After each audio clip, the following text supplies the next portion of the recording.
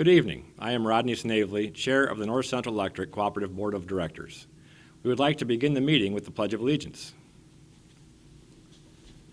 I pledge allegiance to the flag of the United States of America and to the republic for which it stands, one nation, under God, indivisible, with liberty and justice for all.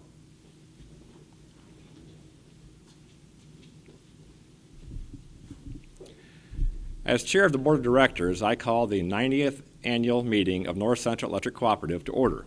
Before we begin, I would like to mention a few things for everyone watching live. Questions can be asked in the Q&A function, but please know that we cannot respond to questions pertaining to individual members, service, bills, or accounts. We will, however, follow up the best we can with those members after the meeting. Submitted questions will be addressed following the Chair's and President's CEO reports as time is allotted. I will now call upon Joshua Long, Chief Financial Officer, to deliver tonight's invocation.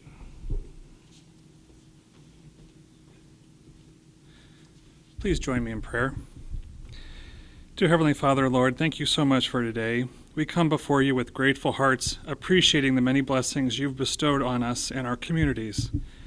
Father God, we thank you for the men and women of this cooperative, the linemen who work in the heat and cold to keep the lights on, the office staff who serve our members with dedication, and our board members who give their time and talents to lead this organization. May they feel honored and appreciated today. We ask, Father, that you grant our leaders wisdom that goes beyond their understanding.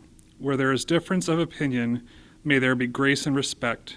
Where there are challenges ahead, may there be courage and creativity. And where there is work to be done, may there be willing hands and generous spirits. We recognize, Lord, that our members rely on us, and we seek your guidance to serve them faithfully and to do the best of our ability. We dedicate this meeting to you and trust that you will be glorified in all that we do today. In your name I pray. Amen.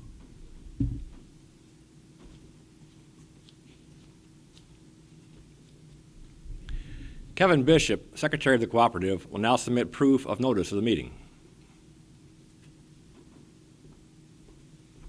Thank you, Rodney. First, a copy of the notice of meeting stating the time, place, and purpose of the meeting.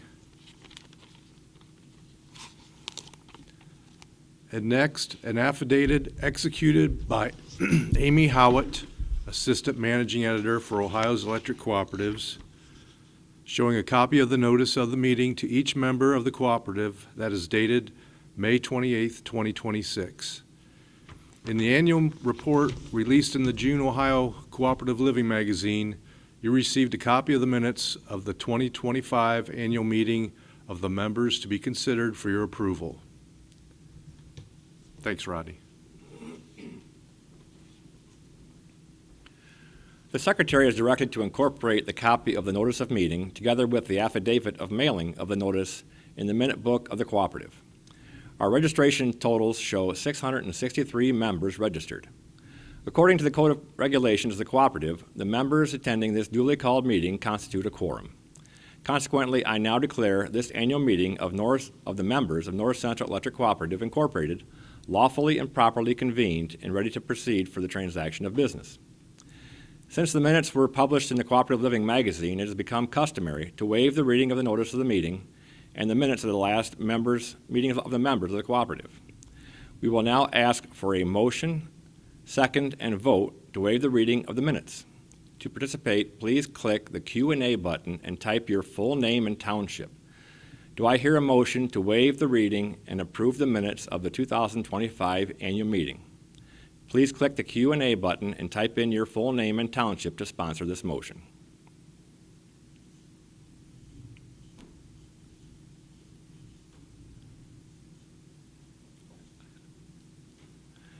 I have a motion from Christy Biller from Crane Township.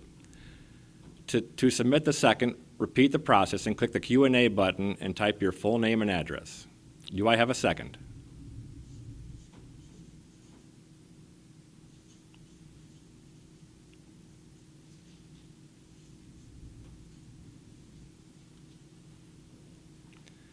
I have a second from Dan Schmidt of Clinton Township. A poll to vote on the motion will now appear on your screen. Please select yes or no to submit your vote.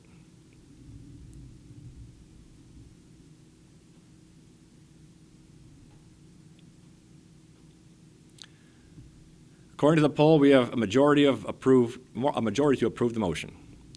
I would now like to introduce your current board of directors, whose pictures were shown at the beginning of this meeting. I am Chair Rodney Snavely from Adams Township in Seneca County, serving since 2001. Vice Chair Ronald Frisch from Eden Township in Seneca County, serving since 2007. Secretary Kevin Bishop of Chatfield Township in Crawford County, serving since 2005. Treasurer Steve Seitz from Timocti Township in Wyandotte County, serving since 2014. Director David Green of Chatfield Township in Crawford County, serving since 2018. Director Dennis Schindler of Crane Township in Wyandotte County, serving since 1984. Director Nick Wagner of Venice Township near Attica in Seneca County, serving since 2014. Director Calvin Stibe of Seneca Township in Seneca County, serving since 2025. And Director Andrew Brose of Loudon Township in Seneca County, serving since 2022. At this time, I would like to introduce Attorney Brent Howard. Thank you, Rodney.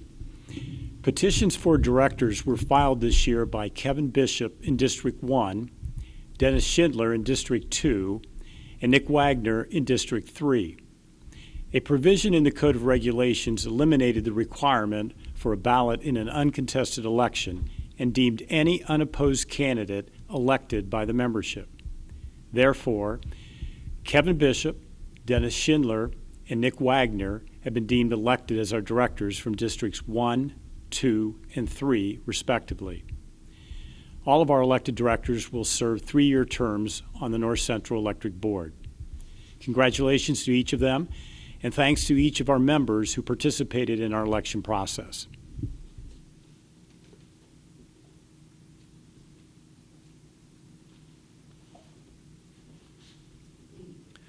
It's a pleasure to once again welcome you to the 90th annual meeting of North Central Electric Cooperative. Thank you for joining us.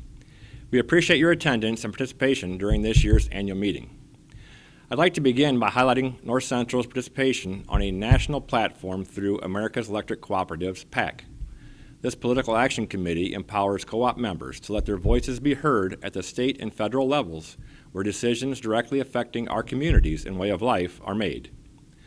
Thanks to the PAC, we've already seen meaningful wins such as advancing FEMA reform to better support co-ops facing damaged distribution systems from severe weather and disasters, advocating for federal permitting reform to speed new generation and transmission projects critical to meeting rising demand, continuously advocating for reliable, always available electricity generation, and much more. Membership in the PAC can cost as little as $25 annually. These funds go directly toward supporting elected officials who understand and champion the needs of electric cooperatives. The number of people who participate is just as important as the financial contributions. When you get an email for a call to action, please take the time to send a letter to your legislators or sign the form letter presented in the email. We have power in numbers, so please support these efforts. I encourage all NCE members to consider lending their voices to this important cause. If you are interested in learning more, please contact the co-op office. NCE has also had significant updates on our economic development initiative with the new Seneca County EMS station outside of New Riegel. The EMS station, which began service around June 2025, the funds being returned to the co-op from this project will help start an NCE revolving loan fund that will support local organizations and businesses with low-interest funding. This program will not only benefit and strengthen our community, but will continue to grow and develop over time.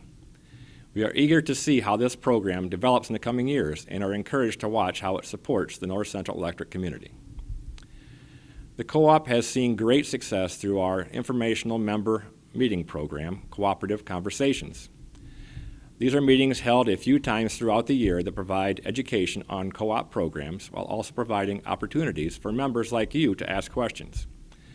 We plan to continue these meetings, so stay tuned for the next Cooperative Conversations date this fall.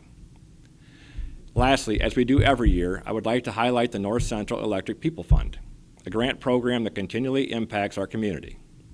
In 2025, the People Fund awarded over $37,000 to local organizations and individuals who are improving lives in our community. This success is made possible by your generosity. By simply rounding up your electric bill to the next dollar, you help fund these impactful grants.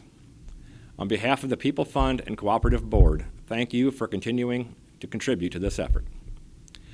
I'd also like to extend a heartfelt thank you to the 9 members that volunteer their time to serve on the People Fund Board.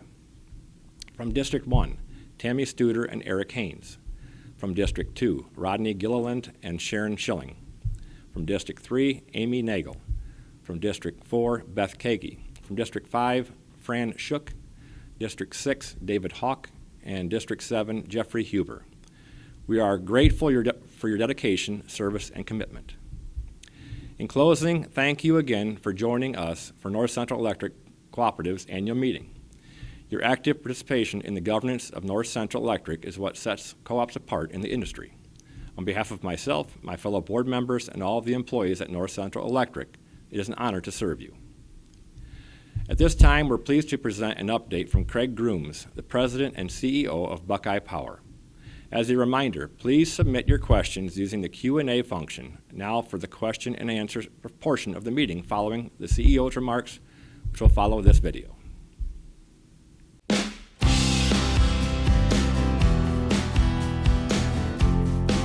Thank you for taking a moment to reflect with us on the past year, one that brought meaningful progress across the energy industry and helped lay the foundation for exciting opportunities for Ohio Electric Cooperatives in 2026 and beyond. This year also carries special meaning for our country. In 2026, we will celebrate the 250th anniversary of the signing of the Declaration of Independence, a powerful reminder of the values that shaped our nation: liberty, self-governance, and the belief that we are stronger when we work together for a common purpose. Those same values are at the heart of electric cooperatives and the 7 principles that guide everything we do. Just as our nation was built through shared purpose and local leadership, Ohio's electric cooperatives have thrived by working together while maintaining strong local independence. Your local board knows your community best, and that independence allows them to be flexible, innovative, and responsive, always focused on what's best for you, the members they serve. We saw that spirit in action throughout 2025. Your local co-op leaders, along with several members of our statewide team, met with state, federal, and electric industry leaders to advocate for policies that promote affordable and reliable electricity. By engaging directly with these key decision makers, we are helping shape a policy environment that protects your interests as cooperative members and ensures that our service remains resilient and cost-effective. I'm optimistic that these efforts will pay off. Electric demand in cooperative territories remains steady and is poised for growth. Because cooperatives in Ohio own their own generation, we are well positioned to meet that demand with a goal of keeping rates as affordable and stable as possible. Financially, we are strong, thanks in large part to generation assets like the Cardinal plant. These facilities continue to do exactly what they were built to do, run when they're needed most. During the coldest and hottest days of the year, our plants delivered power reliably because of ongoing investments, system upgrades, and operational excellence. Reliability doesn't happen by accident. It's the result of careful planning, discipline, and commitment. While we continue to focus on operational excellence at our power plants, the electric utility industry is entering a period of major change.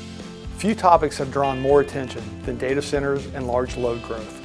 Across Ohio, more than a dozen major projects are being discussed, representing potentially thousands of megawatts of new demand.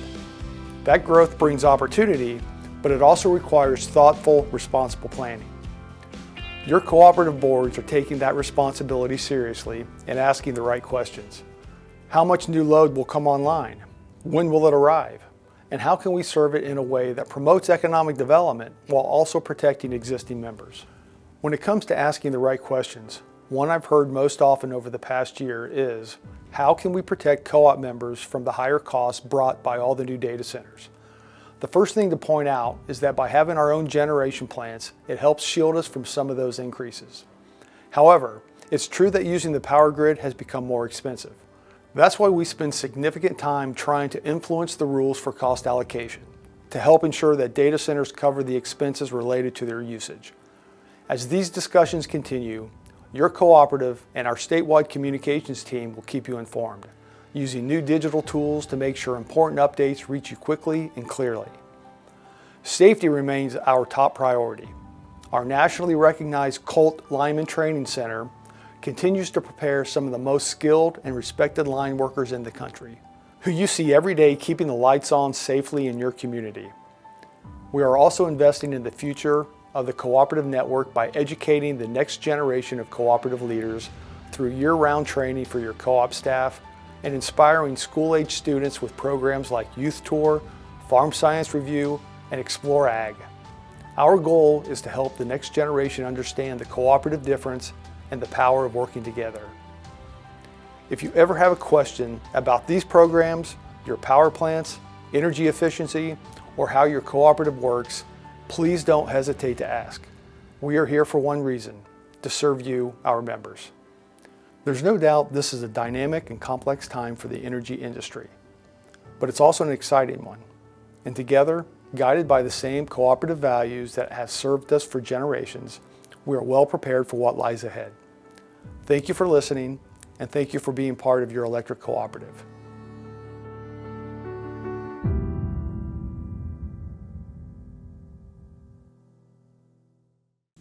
Good evening. I'm Ed Van Hoos, the President and CEO for North Central Electric Cooperative. At this time, we would like to recognize our 2026 Children of Members Scholarship winners, whose pictures were shared at the beginning of this meeting. Logan Snavely and Alexa Snay of Seneca East High School earned our $3,000 scholarships. Then Logan was also chosen to represent NCE at our statewide association, where he competed against 23 other students and received an honorable mention, earning an additional $1,900.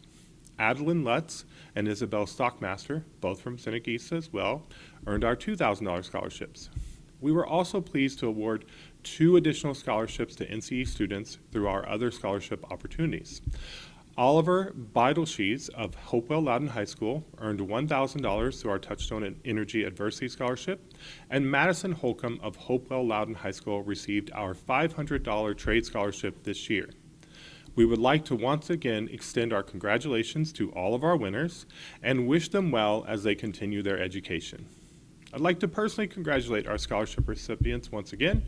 We're proud of each of these students and wish them success as they continue their education and pursue their goals. And I would also like to take a moment to say thank you. Thank you to our board of directors for their leadership and guidance. Thank you to our employees who work every day to provide safe and reliable electric service to our members. Thank you to my wife, Melissa, and my family for their support. Without you, I would not be able to serve the cooperative in the way that I do. And most importantly, thank you to our members. North Central Electric exists because of you, and it is a privilege to serve as your CEO.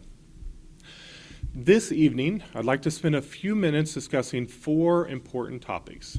First, reliability and cooperative finances, your cooperative's specific financial health, and our plans for the future. As many of you know, the electric industry continues to face significant challenges. Across the country, electricity demand is increasing. New technologies, advanced manufacturing, data centers, and the ongoing electrification of our economy all require more power. At the same time, portions of the power generation sources that have provided reliable electricity for decades continue to retire, while replacement generation often takes years to permit, finance, and construct. Now, the current administration has rolled back several regulations that many utilities believe threaten reliability and resource adequacy. And while opinions differ on energy policy, one thing remains true regardless of politics. Maintaining a reliable electric grid requires long-term planning and significant investment. And unfortunately, long-term planning becomes more difficult when major policy shifts occur every few years. Electric generation facilities often require investments measured in billions of dollars and are expected to operate for decades. Investors and utilities alike need stability and predictability to make those decisions. So for North Central Electric, reliability remains one of our foundational priorities. Regardless of what happens in Washington, our responsibility to you is to ensure that when our members flip a switch, electricity is available. When considering reliability, we must also consider growth opportunities. Now, the challenge is not whether growth should occur. The challenge is ensuring that growth pays its fair share of the infrastructure required to serve it, while maintaining reliability for everyone already connected to the system. One issue receiving considerable attention across Ohio right now is the growth of large data centers and other energy-intensive facilities. And whenever projects of that size are proposed, one of the first questions we hear from members is whether those new loads will increase costs for existing consumer. It's a fair question, and it's one we have spent considerable time addressing. Through our membership with Buckeye Power, a new data center tariff has been developed specifically to address those concerns. The purpose of that tariff is straightforward. Large data center consumers should pay the costs they impose on the electric system. In practical terms, that means the infrastructure, capacity requirements, and system investments necessary to serve those facilities are assigned to the entities creating those costs rather than being shifted onto residential, farm, and small business members. That approach allows us to welcome economic development opportunities while maintaining fairness for the membership as a whole. Now, I cannot speak to every issue that surrounds data center development. Those projects often involve discussions related to land use, water resources, local planning, and economic development policy that extend beyond the role of an electric cooperative. But what I can tell you is this: North Central Electric remains committed to our foundational priorities of reliable service and competitive rates. So when evaluating any large load opportunity, our responsibility is to ensure that existing members are protected, reliability is maintained, and costs are allocated fairly. Our new tariff structure gives us an important tool to accomplish exactly that. Well, that brings me to cooperative finances. Every year we receive questions about capital credits and how they work. One question I hear from time to time is why a cooperative would retire capital credits while also carrying long-term debt. The answer lies in the unique way electric cooperatives are financed. Unlike an investor-owned utility, a cooperative is owned by its members. When the cooperative has margins remaining after expenses are paid, those margins are then allocated back to the members as capital credits based upon their individual use of the system. These capital credits are not immediately returned because the cooperative uses them as a source of equity to help build and maintain the electric system. The important thing to understand here is that the electric system we use today was not paid for solely by today's members. The poles, wires, transformers, substations, even trucks, all of our facilities serving our communities today were built in part by members who received service years ago, sometimes decades ago. These members helped finance the construction of the system through their patronage. So when financial conditions allow and your board determines it is prudent, we return a portion of those capital credits. In other words, we're not borrowing money in order to pay capital credits. We are returning equity that was contributed by past members while continuing to finance long-lived assets over the useful life of those assets. It's an important distinction. Now, if we never retired capital credits, current and former members would effectively be paying for infrastructure that future members will continue using for decades. Cooperative finance is designed to spread those costs fairly across generations of members. I also want to clarify another point that occasionally creates confusion. North Central Electric receives capital credit retirements from Buckeye Power. That's our generation and transmission cooperative. So when Buckeye returns capital credits, your board has elected to pass those credits directly back to you, the membership, again based upon your individual contribution to the year in which those credits were retired as we received them from Buckeye. Now, those capital credits are separate from North Central Electric's own margins and capital credit program, but you will see them as a joint retirement on either your bill or in some cases as a check. Now remember, the distribution cooperative generally operates on very tight margins because our goal is not to maximize profit, but to provide reliable service at the lowest responsible cost. So even in years when our margins were very tight, you may still see a capital credit disbursement due to the Buckeye portion being returned. Now turning to our finances, you have noticed increases in certain budget categories this year. Now a significant portion of those increases can be attributed to the same inflationary pressures affecting households and businesses across the country. Materials, equipment, vehicles, construction supplies, contracted services all cost substantially more today than they did only a few years ago. Maintenance and operating expenses have been particularly affected because many of the materials required to maintain a reliable electric system have increased dramatically in cost. However, inflation does not tell the entire story. Over the last several years, North Central Electric has continued to mature organizationally. We now have a fully developed administrative structure that supports the cooperative in areas such as human resources, safety, information technology, warehousing, and building maintenance. It's a new admin department. As part of that evolution, we have recategorized certain expenses into the departments where they properly belong. Some costs that may have previously appeared elsewhere in the budget are now reflected within those administrative functions in that admin department. In some cases, this may make individual line items appear to increase significantly, even though the underlying expense itself is not entirely new. So one of the largest examples involves safety. Safety remains our first foundational priority. The personal protective equipment, safety tools, training materials, compliance programs, and protective devices used by our line workers and employees are not optional expenses. They are essential investments that help ensure every employee returns home safely at the end of the day. When you see growth in those categories, you are seeing the cooperative continue its commitment to protecting the people who maintain your electric system. And finally, I'd like to spend a few minutes talking about the future. The next major technology initiative for North Central Electric is the continued modernization of our metering and communications infrastructure.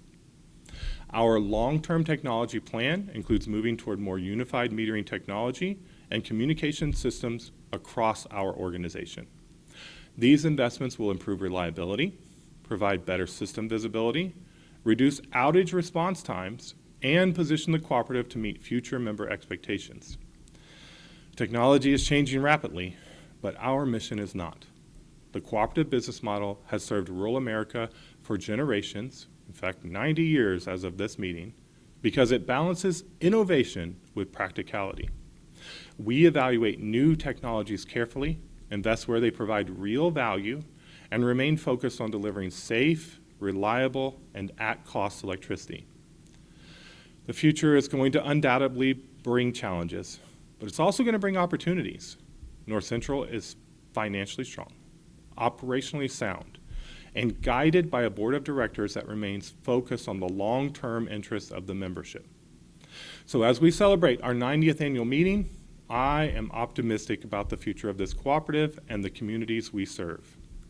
Thank you for your continued support, your engagement, and the trust you place in us. It is truly an honor to serve as your president and CEO. Thank you.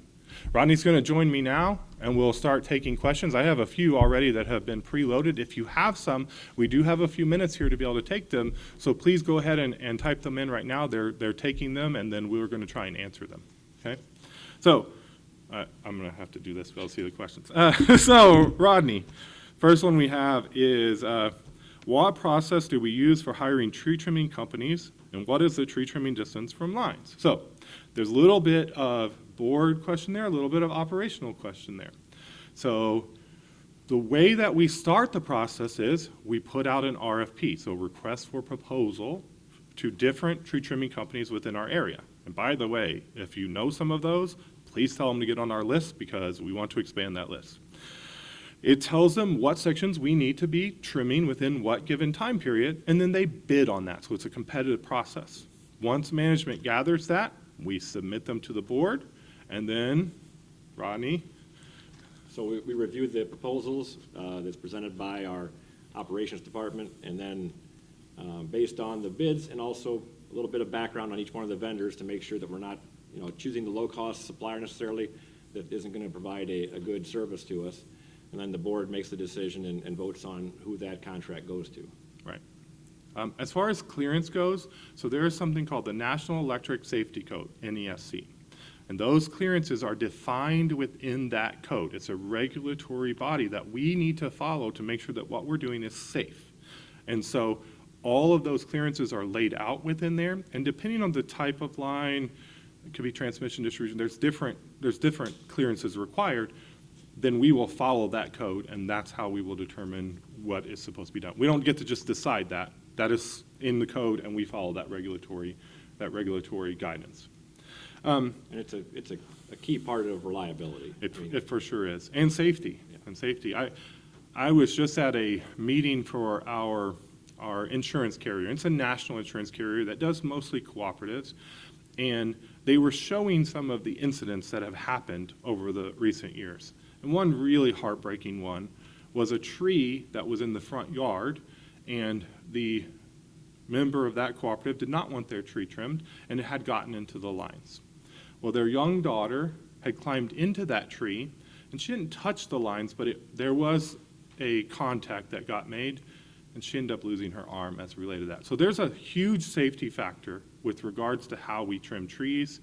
It's not just reliability, although that is our number one concern because that's the most likely thing. There's safety as well. So it's really important that we keep that NESC code in mind. Now, that story didn't happen on our lines, thankfully, but it was a national one. But if you see arcing, definitely call it in. Oh, for sure. If you see something touching and there's arc, please let us know because we will prioritize that and deal with that as soon as possible. I have another one about stands on data centers. I think I've kind of covered that. If there's something that someone wants to know more specifically, you can send that in. I'll either answer it now or we can do more later. Then I have about the latest administration investing back in coal. Are we going to use more coal to power our plants? Will costs go down? So regardless of what any administration does when it comes to investing in coal right now, you have to think about it from the perspective of what I talked about earlier. And that is if you are looking to invest money in a new generation asset, and you know as a equity person trying to do that, some kind of private investor, that there's a potential that every election, every 4 years, the winds could change. Are you likely to back new investment in a generation source that is considered to be controversial for billions of dollars? Probably not, right? So what I would say is, are we going to use more coal? No. But are we going to continue to use what we have? Yes. Because those plants are super reliable, they have a lot of remaining life left in them, and they do a really good job of providing baseload generation for Ohio's electric cooperatives. So it's really important that we keep them maintained, keep them operational, and serving as the base power source for us. Now, with that said, we have a lot of other generation sources too. We have some natural gas peaking plants, we have some solar, we have some wind. There's pretty much anything you can think of, it's in our portfolio.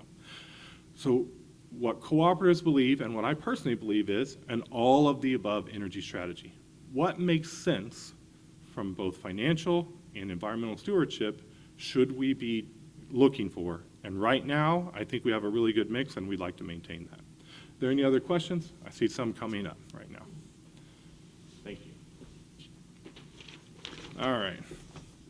Does NCE use AEP lines? Yes. In fact, all of Ohio uses AEP lines. Even the other transmission companies are interconnected at some point to AEP lines. And remember, North Central Electric is a distribution company. So we take from the substation, and we own those substations, and then we go to your homes and businesses. We also have a relationship with Buckeye Power, which is our generation and transmission cooperative, and we're members of that with the other Ohio co-ops, but we don't own transmission. That is a contractual arrangement with Buckeye to AEP, and then they are our, what we call paper transmission. So G is generation, T is transmission. Paper means it's contractual, and transmission, they are the ones that are working that on our behalf, and then we get billed through Buckeye, which is coming through AEP's transmission. Now, why is this question even more important than just organizationally? Our biggest cost drivers right now are transmission, right? So last year we saw $1 million more added to our bottom line of transmission costs, that the only thing we can do with it is just take it and reallocate it back out. This is a tough conversation in the board meeting all the time. This is something that's brought up constantly, because no matter what we do here at the local level, you got to remember, between 60 and 70 cents, depending on the month and depending on what's going on, of every dollar we bring in actually goes toward generation and transmission. It's not local. So we can do everything we can to maintain costs here, but we are kind of at the mercy of that. So, will smart meters be used for outage communication? That's actually what I was talking about earlier. That future planning that we're dealing with, that is what the board has approved. We have a technology plan. The board went through that. We've been going through the process. Right now, we are installing them.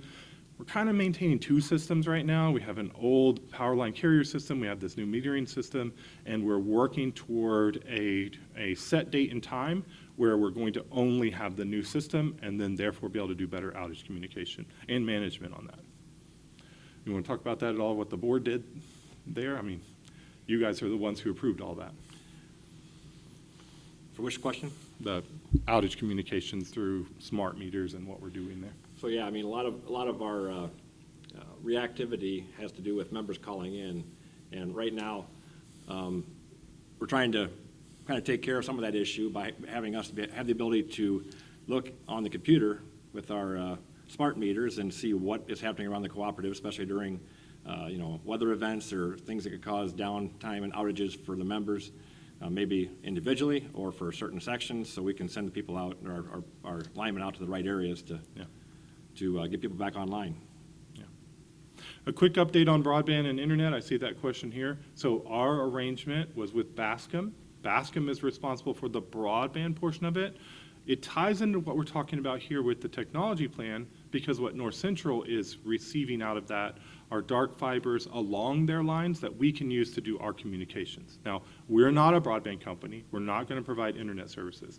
So if you have specific questions about how that works, you call Bascom, they'll be able to do that for you. What we have done is enabled them to be able to go through our area by helping with the pole attachments, some make-ready costs, things like that, in exchange for the communications infrastructure we need to run our next program.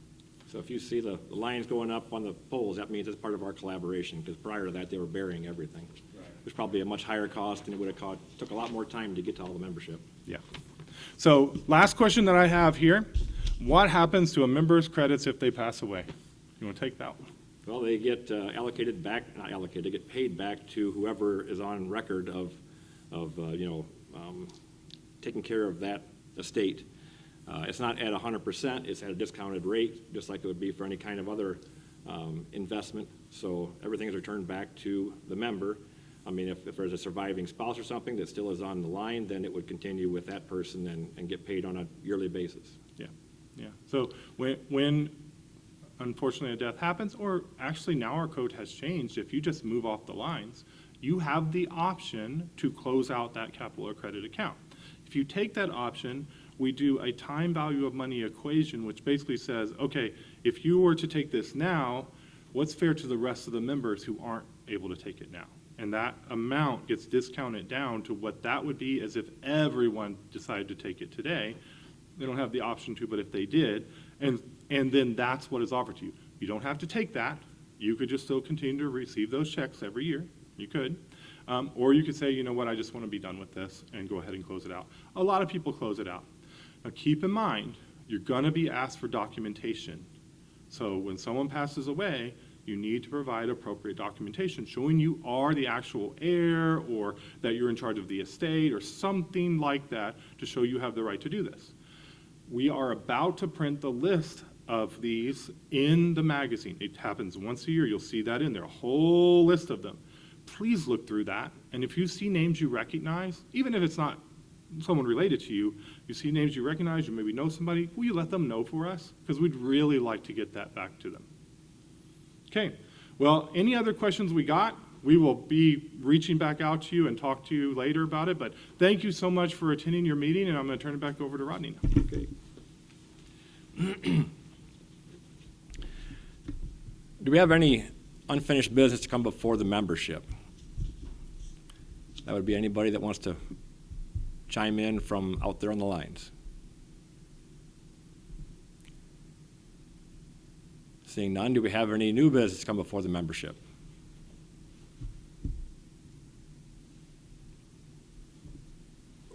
Hearing none, I now declare this meeting adjourned. Thank you for attending this year's annual meeting. From all of us at NCE, it is a pleasure to serve you.